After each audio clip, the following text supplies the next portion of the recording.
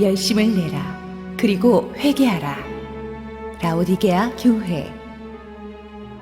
요한계시록 3장 14절에서 22절 말씀입니다. 라오디게아 교회의 사자에게 편지하라.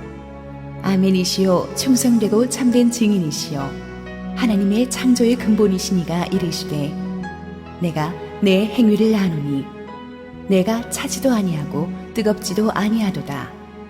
내가 차든지 뜨겁든지 하기를 원하노라. 내가 이같이 미지근하여 뜨겁지도 아니하고 차지도 아니하니 내 입에서 너를 토하여 버리리라. 내가 말하기를 나는 부자라. 부요하여 부족한 것이 없다 하나 내 공고한 것과 가련한 것과 가난한 것과 눈먼 것과 벌거벗은 것을 알지 못하는도다. 내가 너를 권하노니 내게서 불로 연단한 금을 사서 부요하게 하고 흰옷을 사서 입어 벌거벗은 수치를 보이지 않게 하고 안약을 사서 눈에 발라 보게 하라. 무릇 내가 사랑하는 자를 책망하여 징계하느니 그러므로 내가 열심을 내라. 회개하라. 볼지어다 내가 문 밖에 서서 두드리노니 누구든지 내 음성을 듣고 문을 열면 내가 그에게로 들어가 그와 더불어 먹고 그는 나와 더불어 먹으리라. 이기는 그에게는 내가 내 보좌에 함께 앉게 하여 주기를 내가 이기고 아버지 보좌에 함께 앉은 것과 같이 하리라. 귀 있는 자는 성령이 교회들에게 하시는 말씀을 들을지어다. 할렐루야. 우리 하나님께 감사와 영광의 박수를 드리겠습니다. 우리 기도하시고 하나님 말씀 열겠습니다. 사랑하는 아버지, 은혜를 감사합니다. 추운 날씨에 은혜를 갈망해서 나온 우리 성도님들 축복하여 주시옵소서. 부족한 종을 하나님, 온전한 하나님의 영광의 휘장 뒤에 감추시고 하나님의 분명한 음성만이 은혜 충만하게 우리 모두의 가슴에 각인되게 하여 주시옵소서. 예수님의 이름으로 기도했습니다. 아멘. 드디어 요한계시록 7교회 중에 마지막 교회인 라오디게아 교회를 다루게 되었습니다. 제가 얼마나 속이 시원한지 모르겠어요.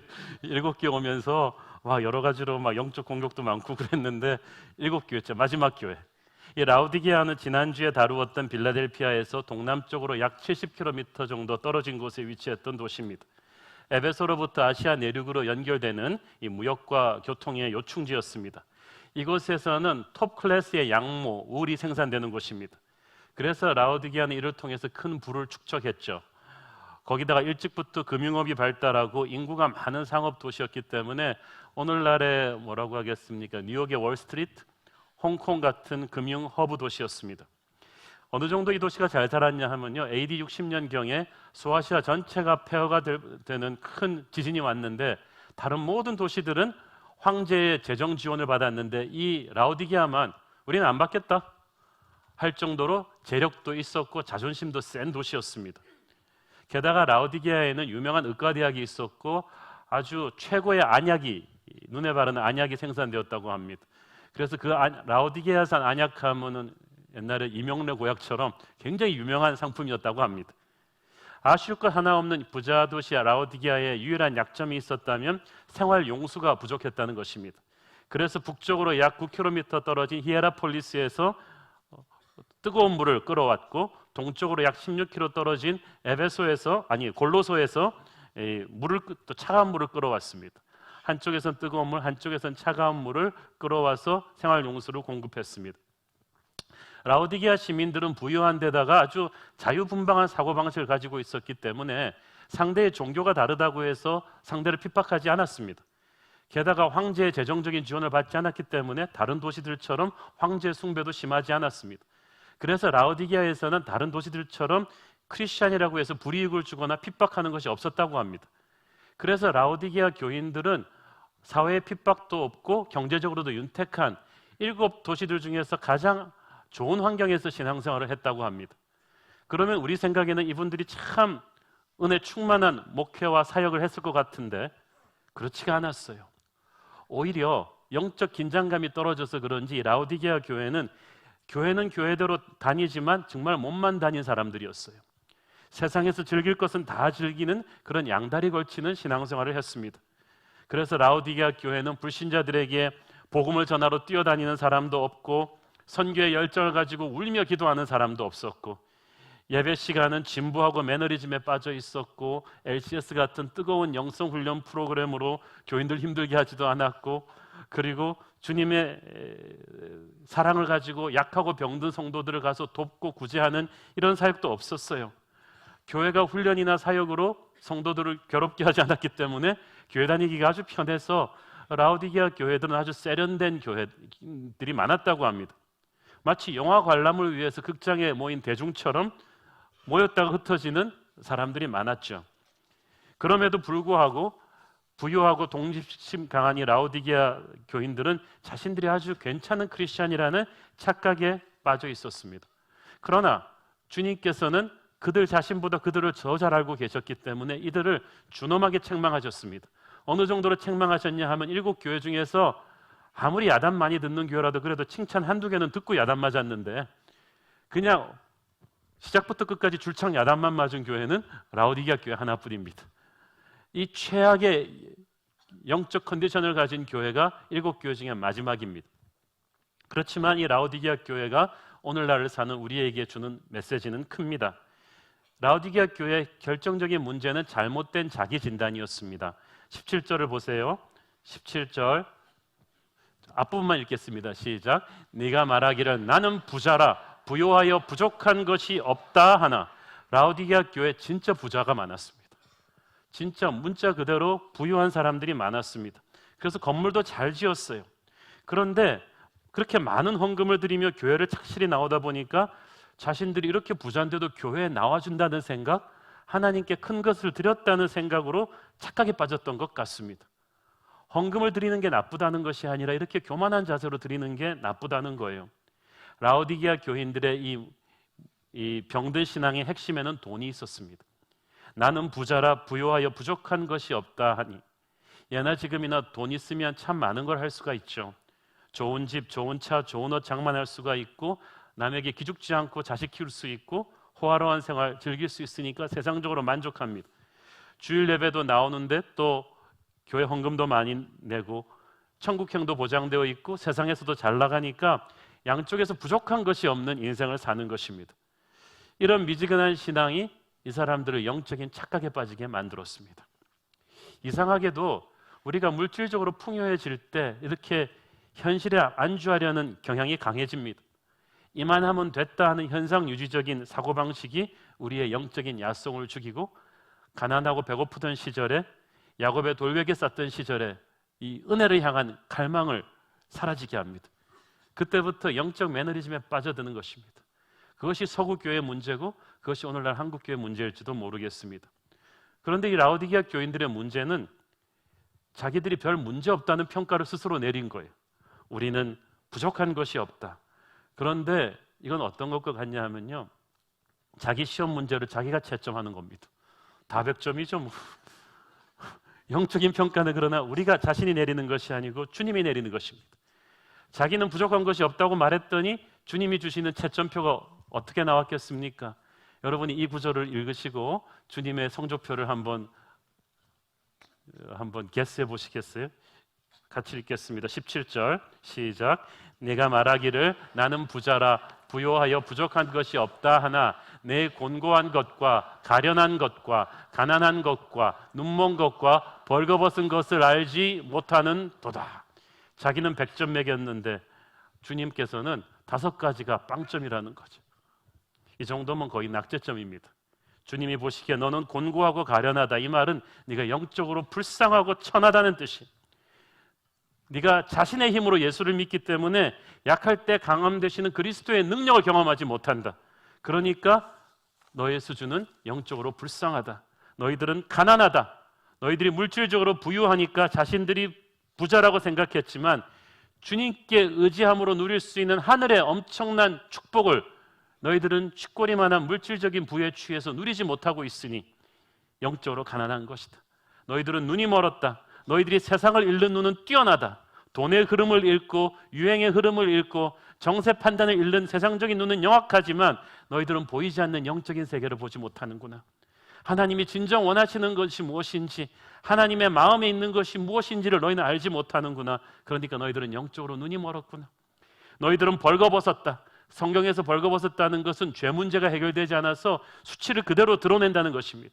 그래서 주님께서 우리를 구원하실 때 예수의 보혈의 피로 우리를 옷 입혀 주십니다. 그러나 우리의 노력으로, 우리가 예수의 보혈을 의지하지 않고 우리의 노력으로 하나님께 인정받으려고 할 때는 부끄러워지는 거예요. 내 노력으로 세상에서도 살고 교회에서도 사역합니다. 하나님 보시기에는 영적으로 벌거벗어 있어요. 수치도 모르고 있습니다. 네가 알지 못하는 도다, 이 말이 제일 무섭습니다. 공부 못하는 애들의 문제는 자기가 모르는 게 뭔지도 모른다는 것입니다. 공부 잘하는 아이들은 질문이 정확합니다. 자기가 뭘 모르는지를 아니까. 그러나 라오디게아 교회의 경우는 자기 문제의 심각성이 뭔지를 모르고 있습니다. 이 미지근한 신앙은 자기 성찰력을 마비시킵니다. 자만심에 빠지게 합니다. 그걸 또 마귀가 옆에서 부추깁니다. 야, 너 정도면 성자지. 야, 이 많은 부자들 중에서 너같이 그래도 술, 담배 안 하고 주일날 교회 가는 애가 어딨냐. 너 정도면 성자지. 자꾸 이런 생각을 부추겨요. 그래서 여러분 옆에서 계속 너 정도면 완벽해. 네가 뭐 부흥회 또 갈 필요 있냐. 네가 뭐 또 이런 소리 하는 사람이 있으면 100% 사탄의 소리입니다. 우리는 어떻겠습니까? 우리는 잘못된 영적인 자기 도취에 빠져 있지 않습니까?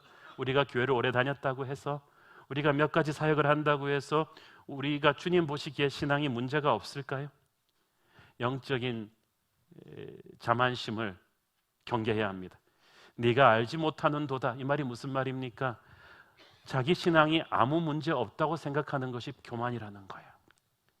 내가 영적인 피로를 못 느끼는 것, 은혜를 향한 절박한 목마름이 없는 것, 그것이 바로 교만의 극치라는 것입니다. 영적 문제의식이 없는 것이 교만입니다. 나는 훈련받았으니까, 나는 집사니까, 장로니까, 나는 신학교 나온 목사니까 이제 배울 만큼 다 배웠다고 생각하는 것이 교만입니다. 제가 제일 조심해야 됩니다. 우리는 한시라도 주님이 붙들어 주시지 않으면 쓰러진다는 걸 인정하고 살아야만 합니다. 어제의 은혜로는 오늘을 살 수가 없다는 걸 인정해야 합니다. 그것이 겸손입니다. 주님이 원하시는 것은 날마다 하나님의 빛 앞에 자신을 비추어 보면서 주님의 손을 꽉 붙드는 사람입니다. 교만한 사람은 주님의 손을 대충 붙들고 갑니다. 세상의 건 꽉 붙들면서. 그러나 여러분, 세상 거는 적당히 붙드시고 주님의 손을 꽉 붙들기를 바랍니다. 그것이 겸손한 신앙입니다. 라오디게아 교회는 이렇게 붙들고 있었습니다. 장난처럼. 라오디게아 교회의 문제의 핵심은 15절 읽겠습니다. 시작. 내가 네 행위를 아노니 네가 차지도 아니하고 뜨겁지도 아니하도다. 네가 차든지 뜨겁든지 하기를 원하노라. 자, 이 표현은, 이 비유는 당시 라오디게아 교회 사람들이 정확하게 이해할 수 있는 것이었죠. 왜냐하면 아까 말씀드렸듯이 생활 용수가 부족해서 멀리 10km 넘는 히에라폴리스에서 뜨거운 물을 끌어왔다고 했죠. 이 석조로 된 수로를 가지고. 자, 뜨거운 온천물을, 우리가 성지순례팀이 거기 가봤지만 히에라폴리스에서는 그 물이 뜨겁고 좋아요. 그런데 이것을 석조 수로로 10km를 날르면 어떻게 됩니까? 거기 도착해 됐을 쯤엔 아주 미지근텁텁해져가지고 굉장히 기분 나쁜 물이 되어 있습니다. 그래서 이 라오디게아 사람들은 이 미지근적적한 이 물의 불쾌함을 너무나 잘 아는 거예요. 하나님께서 지금 너의 신앙이 이렇다는 거예요. 세상과 하나님 적당히 양다리 걸치고 가려는 그 신앙이 이렇다. 차든지 덥든지 하라. 차다는 말은 물론 복음을 안 받아들인 불신자의 상태죠. 덥다는 것은 뜨겁게 하나님을 사랑하는 것입니다. 자, 그럼 차든지 덥든지 하라 할 때 주님이 그러면 싫으면 때려쳐, 이렇게 말씀하시는 거예요? 차라는 거예요? 그럼 예수 믿지 말라는 거예요? 그게 아니잖아요. 뜨거워지라는 거예요. 열정을 회복해라. 처음 사랑을 회복해라. 믿으려면 제대로 믿으라는 거죠. 계속해서 16절 읽겠습니다. 시작. 네가 이같이 미지근하여 뜨겁지도 아니하고 차지도 아니하니 내 입에서 너를 토하여 버리리라. 어떤 분은 얘기합니다. 양다리 걸친 믿음이라도 그래도 교회 안 나오는 것보다는 낫지 않느냐. 주님께서 말씀하시는 거예요. 내가 토하여 낼 것이다. 어떤 분이 주님이 너무 격하게 말씀하시는 거 아니에요? 좀 과격하신 것 같아요. 아니, 과격이 아니라 이런 거예요. 여러분 같으면 몸은 결혼해서 나와 함께 살면서 마음은 맨날 다른 남자에게 가 있는 아내를 어떤 남편이 좋아합니까? 어떤 남편이 좋아해요? 좋으세요, 여러분? 마음은 항상 나랑 같이 있는데 아내가 보는 사진은 항상 다른 남자, 아내가 생각하는 사람 항상 다른 남자, 아내가 항상 통화하는 사람은 다른 남자. 어느 남편이 그걸 견딥니까? 교회 다닌다고 하면서 주님은 대충 보고 세상을 너무나 열심히 보고 있는 사람들, 말씀은 짧게 보고 TV는 오래 보는 사람들, 묵상하는 사람들, 기도는 짧게 하고 세상 사람들과 수다는 오래 떠는 분들, 양쪽에서 자기 편한 것만 취하면서 가려는 이 성도들을 주님은 견디지 못하십니다. 토하여 내친다는 말은 구원을 뺏겠다는 말은 아닙니다. 주님은 한 번 구원한 사람은 끝까지 데리고 갑니다마는 창피한 구원이 될 것입니다. 우리가 영적인 열심을 잃어버릴 때, 구원받은 하나님의 백성들이 세상에 취해서 영적인 열심을 잃어버릴 때 하나님께서 토해낸다는 말은 에베소 교회가 첫사랑을 회복하지 않으면 촛대를 옮겨버리겠다는 말과 똑같은 거예요. 기름 부심을 거둘 것이다. 네가 기도할지라도 내가 응답하지 않을 것이고, 네가 예배할지라도 거기에 나의 임재가 없을 것이고, 네가 사역을 한다 할지라도 거기에 나의 영광이 임하지 않을 것이다. 완전히 유명무실한 교회가 되어버리는 거예요. 얼마나 무서운 경고입니까? 주님은 어떤 분으로 라오디게아 교회에 말씀하고 계십니까? 14절 읽겠습니다. 시작. 라오디게아 교회의 사자에게 편지하라. 아멘이시오, 충성되고 참된 증인이시오, 하나님의 창조의 근본이시니가 이르시되. 자, 하나님께서 모든 교회에게 자기를 소개하는 게 다르세요. 하나님께서 어떤 하나님으로 나타나는가 자체가 그 교회에게 주는 메시지입니다. 라오디게아 교회의 문제는 양다리 믿음이라 그랬죠. 이중적인 신앙생활이라 그랬죠. 카멜레온처럼 색깔 바꾸는. 그런데 하나님은 거기서 자기를 아멘이라고 소개하십니다. 아멘은 진실하다는 뜻이에요. 여러분이 아멘 그럴 땐 진실합니다, 옳습니다라고 말하는 거예요. 겉과 속이 같다는 거예요. 하나님은 이중적인 분이 아니라 아멘이십니다. 그래서 우리에게도 다른 어떤 은혜를 구하지 않는 진실한 믿음을 원하십니다. 충성되고 참된 증인이시오. 주님께서는 참된 증인이셨습니다. 증인이라는 말은 순교한다는 뜻이에요. 주님은 정말 우리를 사랑하기 위해서 그 진리의 메시지를 위해서 십자가에서 돌아가셨어요. 그런데 그 주님을 믿는다고 하면서 아무 대가도 치르지 않고 그냥 세련되게 적당히 믿으려 하는 라오디게아 교인들에게 너는 대가를 치를 각오가 되어 있느냐? 나는 너를 위해서 나의 모든 것을 주었는데 너는 왜 나에게 쓰다 남은 헌신을 주고 있느냐? 그 말이죠. 하나님의 창조의 근본 되신 이가 가라사대, 창조의 근본이 뭐냐 하면 라오디게아 교회 너희들이 누리고 있는 이 모든 것의 근본이 나다. 너희들의 돈, 너희들의 명예, 너희들의 안정된 환경, 모든 걸 주신 이가 바로 하나님이시다. 그걸 아느냐 거예요. 라오디게아 교인들은 지금 착각하고 있어요. 자기들이 누리고 있는 그 부가 자기들의 노력으로 이룬 것인 줄 알고 있어요. 그러나 주님께서는 말씀하십니다. 너희들이 누리고 있는 것들이 다 나로부터 온 것이다. 호세아서 2장 8절 시작. 곡식과 새 포도주와 기름은 내가 그에게 준 것이요 그들이 바알을 위하여 쓴 은과 금도 내가 그에게 더하여 준 것이거늘 그가 알지 못하도다. 그가 알지 못하도다. 여러분 생각에는 여러분이 머리 좋은 걸로 공부해서 그 정도 학위 땄다고 생각하십니까? 그 머리 누가 주었습니까? 여러분이 열심히 노력해서 돈 벌어서 부를 이루었다고 생각하십니까? 그 부를 이룰 수 있는 능력은 또 누가 주신 것입니까? 일할 수 있는 건강은 누가 주신 것입니까? 만약 여러분이 아프리카 모잠비크 같은 데서 태어났다면, 지금 저 무서운 북한 돌아가는 상황 보십시오. 저런 나라에 태어났다면 여러분이 아무리 똑똑하고 아무리 건강한들 뭘 할 수 있었겠습니까? 환경이 없었다면 특권도 없었을 것입니다. 하나에서 10까지 저와 여러분이 받지 않은 것이 무엇이 있습니까? 그러나 우리가 세상적으로 조금만 잘 살게 되면, 조금만 명예의 자리에 가게 되면 교만해져요. 내 힘으로 이루었다고 생각하고 자신의 삶의 보좌에 하나님이 아닌 자신이 앉아 있어요. 그러니까 교회를 다녀도 가치관이 하나도 안 변한 것입니다. 사랑하는 여러분, 오늘 우리가 된 것은 100% 하나님의 은혜입니다. 그런데 라오디게아 교인들은 입으로는 하나님을 믿는다 하면서 속으로는 돈을 믿고 있었어요. 자기 은행 잔고를 믿고 있었어요. 돈을 믿고 살면 그렇게 됩니다. 사랑하는 여러분, 다른 어떤 은혜를 구하지 마십시오. 주님은 이 라오디게아 교회에게 어떤 처방전을 주십니까? 18절 읽습니다. 시작. 내가 너를 권하노니 내게서 불로 연단한 금을 사서 부요하게 하고 흰옷을 사서 입어 벌거벗은 수치를 보이지 않게 하고 안약을 사서 눈에 발라 보게 하라. 자, 음을 잡지 못하는 사람을 음치라고 합니다. 운동신경이 둔한 사람을 몸치라고 합니다. 우리 교육자들 중에도 한두 분 있습니다. 누구라고 밝힐 수는 없습니다. 영적으로 감을 못 잡는 사람, 영적으로 자기 진단이 안 되는 라오디게아 교인 같은 사람들을 저는 영치라고 부르고 싶습니다. 이런 영치들에게 주님이 주시는 첫 번째 해법, 내게서 불로 연단한 금을 사서 부요하게 하라. 여기서 말하는 금은 영적인 보물을 말하는 겁니다. 그런데 이 금은 모든 광물 중에서 가장 뜨거운 불 속에서 재련된다고 합니다. 그러므로 불로 연단한 금은 말이죠, 영적인 보물을 얻기 위해서는 고난의 용광로를 뚫고 나와야 된다는 걸 의미해요. 그래요, 우리에게 이 엄청난 구원이라는 영적인 보물을 주시기 위해서 주님께서 십자가 고난을 뚫고 나오셨듯이 그 주님을 따르는 제자의 길도 좁은 문이에요. 좁은 길이에요. 경제적으로 풍족한 라오디게아 교인들은 물질적인 풍요함이 진짜 부가 아님을 깨달아야만 했습니다. 그렇죠. 아무리 돈이 많아도 여러분이 행복을 살 수 있습니까? 형제간의 사랑을 살 수가 있습니까? 평안을 살 수가 있습니까? 진짜 보물은 하나님이 주시는 영적인 보물인데 그것을 얻기 위해서는 세상에서 좁은 길을 갈 각오를 해야 합니다. 나의 십자가를 져야 합니다. 진짜 믿음을 지키기 위해서는 세상에서 손해볼 각오를 좀 해야 합니다. 주님의 일을 하기 위해서는 억울한 욕을 좀 들을 각오를 해야 합니다.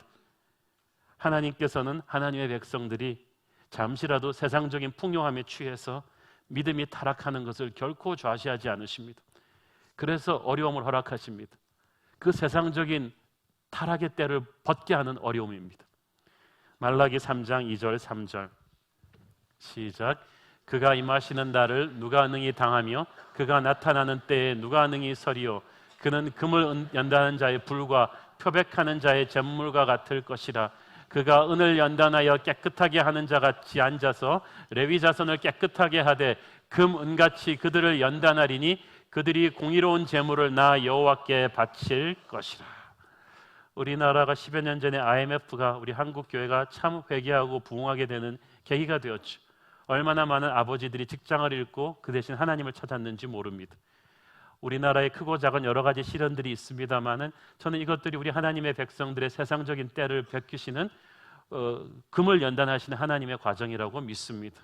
여러분의 인생에 경제적인 어려움이 오고 어떤 어려움이 올 때 하나님께서 여러분을 정금같이 아름답게 연단하는 과정임을 믿으십시오. 둘째로 흰옷을 사서 벌거벗은 수치를 가리게 하라고 했죠. 아까 라오디게아가 그때 지중해 최고의 우리 양모가 나는 모직의 명산지였다고 말씀드렸죠. 그래서 라오디게아 사람들이 뉴욕이나 샌프란시스코 사람들처럼 소문난 패션광들입니다. 우리 강남 분들처럼 멋쟁이들입니다. 그러나 주님께서 말씀하십니다. 너희가 눈에 보기에 아무리 좋은 옷을 입고 다닌다고 해도 영의 세계에서는 벌거숭이구나. 너희들은 그리스도의 보혈의 은혜를 의지하지 않고 그리스도의 의로 옷 입지 않고 자신의 의를 의지하고 있으니까 영적으로 벌거벗었다. 지금 너희들은 모르고 있지만 영적인 세계에서 사탄 마귀가 너희들 보고 벌거벗었다고 비웃고 있다는 걸 모르느냐? 창피한 줄 안다면 예수 그리스도의 보혈을 붙잡아라. 은혜의 옷을 입어라. 셋째로 안약을 사서 눈에 발라 보게 하라. 라오디게아가 소아시아 최고의 안약을 만드는 곳이라고 했죠. 너희들이 세상의 유행과 돈의 흐름은 읽을 줄 아는구나. 육의 눈은 최고인데 영적인 것을 식별할 수 있는 것은 완전히 장님이구나.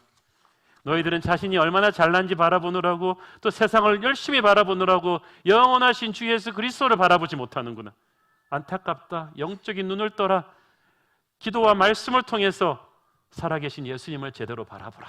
그렇게 말씀하시는 것입니다. 예수님께서 18절에서 내게서 사라는 말을 연거푸 3번 강조하시죠. 연단한 금도 사라고 하시고 흰옷도 사라고 하시고 안약도 사라고 하십니다. 아니 주님은 은혜로 맨날 그냥 주시는 분이 왜 갑자기 사라는 거예요? 진짜 돈 주고 사라는 말이 아니라요, 대가를 치르라는 거예요. 결단을 하라는 거예요. 좁은 문으로 들어가라는 거예요. 오늘날 얼마나 많은 크리스천들이 대가 없는 제자의 길을 가려고 합니까? 좁은 문을 통해서 구원받으면서 좁은 길로 가려고 하지는 않아요. 사랑하는 여러분, 주님을 따라갈 때 여러분은 대가를 치르셔야 됩니다. 우리 교회는 좋은 교회지만 쉬운 교회는 아닙니다. 훈련을 받을 때 대가를 치르셔야 돼요.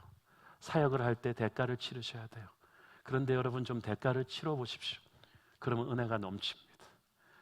제가 2부 예배 전에 어떤 성도님 가족을 만났는데 강원도 인제에서 2시간 넘게 운전하고 오시는 분들이에요.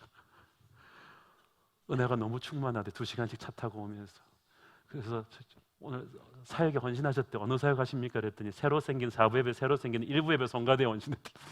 그 1부 예배가 8시니까 성가대 올라면 아침 7시까지 도착해야 되거든요. 목사님 새벽 기도라고 생각하고 오겠어요. 제가 그분 보면서 은혜 받았어요. 대가를 치르면서 오니까 이분들의 얼굴에 은혜가 참 가득해요. 우리 교회 그런 분들 참 많으십니다.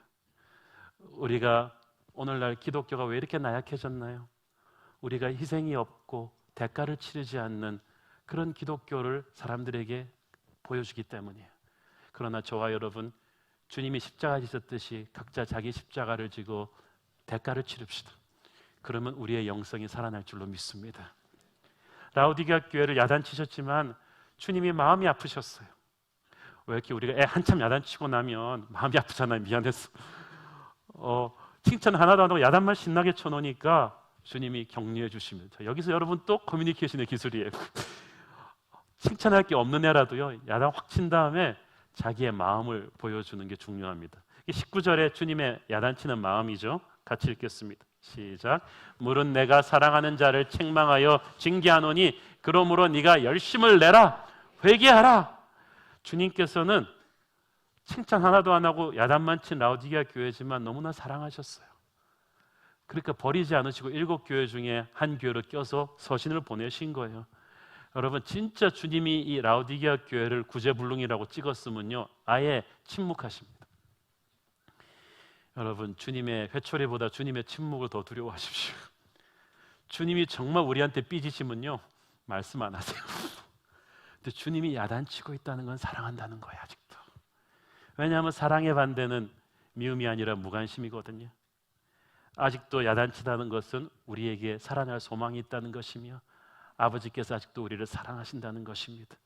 아버지의 징계는 자녀에 대한 분노에서 비롯되는 것이 아니라 사랑에서 비롯되는 거거든요.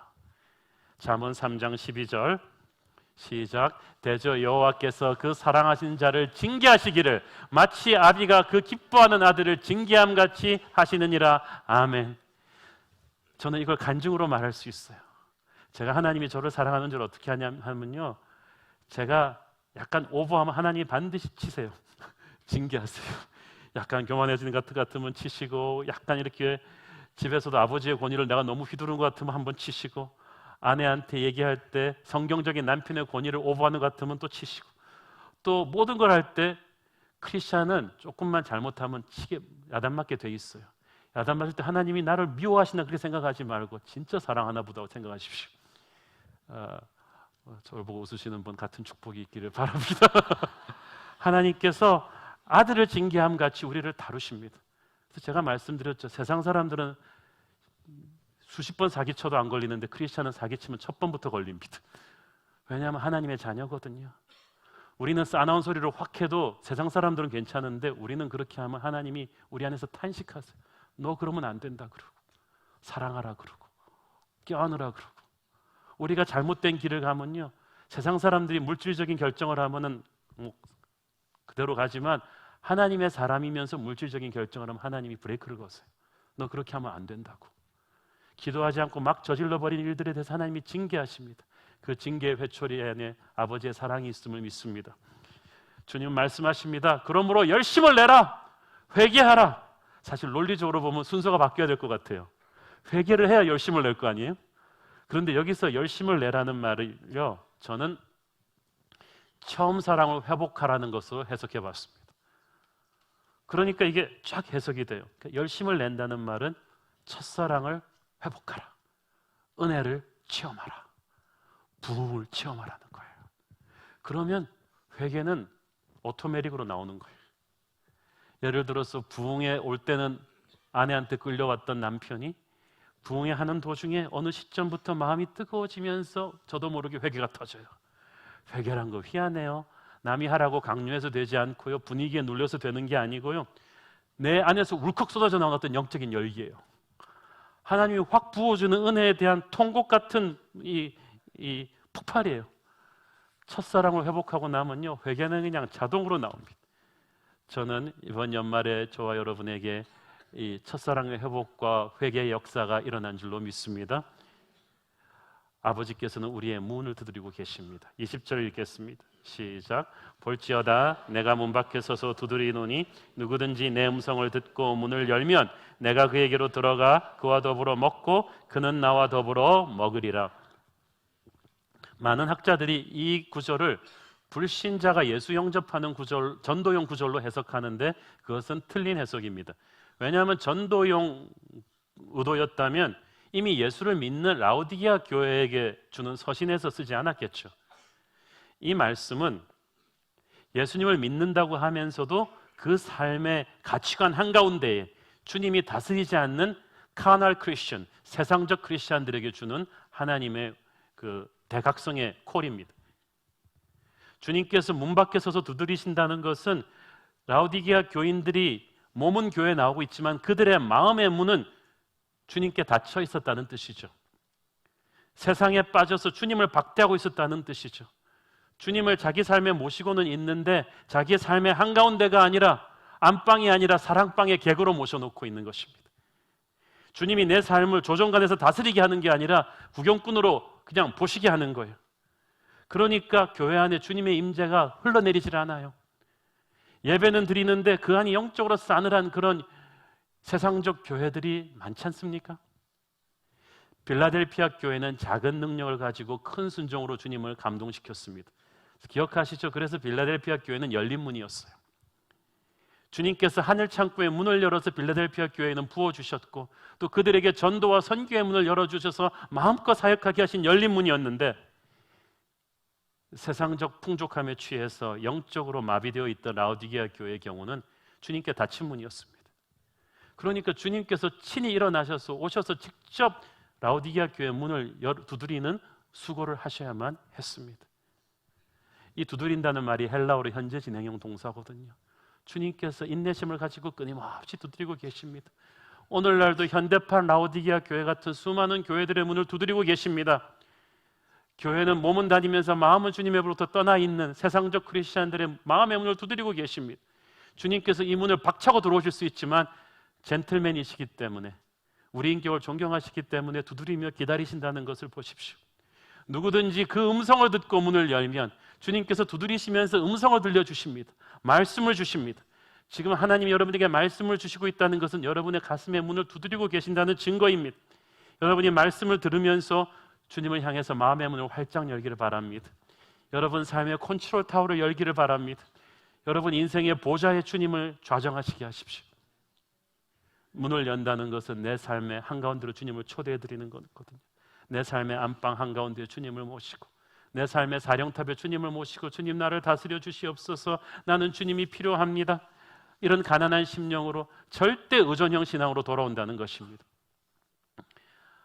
어떤 분은 예수님을 믿으면서도요 예수님을 부하로 부리는 신앙의 사람이 있고 어떤 분은 예수님이랑 1대1 파트너로 동역하는 분이 있고 어떤 분은 절대적인 주님으로 예수님을 모시고 있는 분이 있습니다. 저는 여러분이 어린아이와 같이 주님께 의존하기를 바랍니다. 어린아이가 아빠가 왔을 때 문을 열 때는요 뛰쳐나옵니다. 아빠가 없으면 너무 인생이 힘들거든요. 달려나오는 그 어린아이의 열정으로 문을 열라는 거예요. 마치 이상한 택배 아저씨 대하듯이 그렇게 문 열지 말고 어린아이의 열정으로 달려나와서 주님을 향해서 달려나오는 그런 어린아이와 같은 마음을 주님은 기다리고 계십니다. 그러면 내가 그에게로 돌아가 주님이 그 안으로 들어오십니다. 우리 인생 최고의 날은 주님이 들어오시는 날입니다. 빛이신 주님께서 들어오시면 내 안에 어둠이 떠납니다. 오늘 주님이 우리 안에 한가운데로 들어오셔서 여러분을 누르고 있는 어떤 어둠을 몰아내기를 바랍니다. 미움의 감정, 섭섭한 감정, 더러움의 감정, 음란의 영, 폭력의 영, 돈에 대한 그 욕심, 이런 것들을 다 주님께서 몰아내시고 능력이신 주님이 내 안에 좌정하시면 담대해집니다. 평안해집니다. 내가 내 인생을 다스릴 때는 복잡하고 걱정이 많고 미움이 많고 상처가 많았습니다만은 내 인생 한가운데 주님이 앉으시니까 평안합니다. 여러분 안에 주님이 좌정하심으로 편안하시길 바랍니다. 나는 그와 더불어 먹고 그는 나와 더불어 먹으리라. 주님께서 식탁 교제를 나와 함께 하시겠다는 것입니다. 이것은 엄청난 축복입니다. 주님이 식탁 교제가 밥이 포인트가 아니에요. 먹는 게 포인트가 아니고 교제가 포인트예요. 주님이 우리에게 마음을 열어주시고 지혜와 사랑과 격려의 말씀을 들려주십니다. 멀리서 주님을 연예인 보듯이 보는 거하고 그분과 식사하면서 교제하는 건 하늘과 땅 차이예요. 우리는 주님을 깊이 뜨겁게 새롭게 체험하게 될 것입니다. 저는 여러분이 주님을 그렇게 체험하기를 바랍니다. 주님과의 식탁 승리는 영적 승리의 보장입니다. 시편 23편에 보면은 내 원수의 목전에서 상을 베푸신다고 했잖아요. 주님과 우리가 그렇게 깊이 교제하는 걸 보면서 사탄 마귀가 떠날 줄로 믿습니다. 영적인 전쟁은 주님한테 딱 붙어 있는 사람에게는 노 프로블럼이에요. 문제가 없습니다. 샬롬, 하나님의 평강 여러분을 지킬 것입니다. 라잔만들은 라오디게아 교회였지만 주님은 마지막에 이 소망의 한 가닥을 말씀해 주셨습니다. 21절 읽겠습니다. 시작. 이기는 그에게는 내가 내 보좌에 함께 앉게 하게 주기를 내가 이기고 아버지 보좌에 함께 앉은 것과 같이 하리라. 사망 권세를 이기고 부활 승천하신 예수 그리스도를 아버지 하나님께서 자신의 보좌 오른편에 앉혀 주셨습니다. 똑같이 주님께서 이제 우리를 만약에 이 라오디게아 교회가 회개하고 열정을 회복하면 자신의 보좌 오른편에 앉혀주겠다. 이것은 전쟁에서 최고의 승리를 가져온 최고 공로 장수에게 주는 영예입니다. 자, 7교회 중에서 가장 야단을 많이 받은 영적으로 성적표가 제일 안 좋은 라오디게아 교회에게 주는 상급치고는 너무 엄청나지 않습니까? 상급은 7교회 중에서 최고예요. 그 무슨 말입니까? 라오디게아 교회가 지금 비록 심각하게 영적으로 병들어 있었지만 회개하고 돌아오면 나중된 자가 먼저 되는 엄청난 영적 반전이 있을 것이다. 저 죄인에게서 사울이 바울 되는 것 같은 역사가 너에게도 있을 수 있다. 그 은혜가 저와 여러분에게도 있을 수 있습니다. It's never too late. 절대 늦지 않았어요. 많은 분들이 이번 겨울 성령 부흥 집회를 통해서 은혜 받으신 간증들을 보내주고 계십니다. 어떤 분은 저 끌어안고 한참 얘기하시는 분도 계셨습니다. 저는 개인적으로 집회 한두 시간 전부터 일찍 오셔서 추운데 밖에서 본당 들어오시려고 장사진을 이루고 줄 서시는 모습들을 보면서 큰 감동을 받았습니다. 아니 요즘 다 큰 어른들이 아이돌 스타 콘서트도 아니고 우리 성도들이 은혜의 자리에 들어가기 위해서 어떤 분은 퇴근하자마자 식사도 못하고 달려오셔서 그 차가운 주먹밥으로 끼니를 때우며 줄 서시는 모습을 보면서 이렇게 막 저는 눈물이 막 솟구쳤어요. 제가 그래서 한 명이라도 두 명이라도 더 이렇게 막 본당에 들어오게 해드리라고 막 그랬더니 FC들이 펴는 표정이 여기서 이러시면 안 됩니다. 은혜의 자리에 들어오시겠다는데 많은 분들이 그렇게 얘기했습니다. 요즘 한국 교회에서 특히 제 친구 목사님들이 많이 이렇게 물어봅니다. 아니 바쁜 서울 강남 교인들이 연말에 바쁜데 부흥하는데 오냐고. 그것도 담임 목사가 설교하는데 오냐고. 그 걱정이 기우에 불과했다는 것을 전 이번 겨울 부흥회가 다시금 증명했습니다. 은혜를 향한 목마름이 있다면 우리 교회는 소망이 있습니다. 우리 교회 부족한 거 많습니다만은 우리가 이 주님에게 절대적으로 의존하는 이 가난하고 겸손한 마음만 붙들고 간다면 우리 교회는 제2의 라오디게아 교회로 타락하지 않을 것입니다. 현실에 안주하지 않는 믿음, 더 큰 은혜를 갈망하는 겸손한 어린아이 같은 마음, 세상과 교회를 적당히 오가는 믿음이 아니라 무엇과도 주님을 바꾸지 않겠다는, 이 세상 무엇보다 주님을 사랑하겠다는 그 마음, 주님을 섬기기 위해서 주님이 십자가를 지셨듯이 나도 손해를 볼 각오를 하겠다, 대가를 치르겠다는 이 마음, 주님은 그렇게 마음이 가난한 자들에게 큰 은혜 주실 줄로 믿습니다. 기도하시겠습니다. 주님 은혜 감사합니다. 주님의 은혜로 조금 부유해지고 조금 성공하면 우리는 얼마나 교만해지는지 모릅니다. 그래서 라오디게아 교인들처럼 세상적인 이중적 신앙을 갖고 타락하기가 쉽습니다. 그러나 이제 다시 우리는 가난하고 겸손했던 우리 믿음의 선배들의 마음으로 돌아가 1907년 평양 장대인 교회 부흥의 그 심정으로 돌아가 주님 앞에 이번 부흥회를 통해 회개하고 기도하며 엎드렸습니다. 우리 새로운 교회가 모두가 주님 없이는 살 수 없다는 가난하고 겸손한 마음으로 은혜를 갈망하는 교회 되게 하여 주옵소서. 예수님의 이름으로 기도했습니다. 아멘.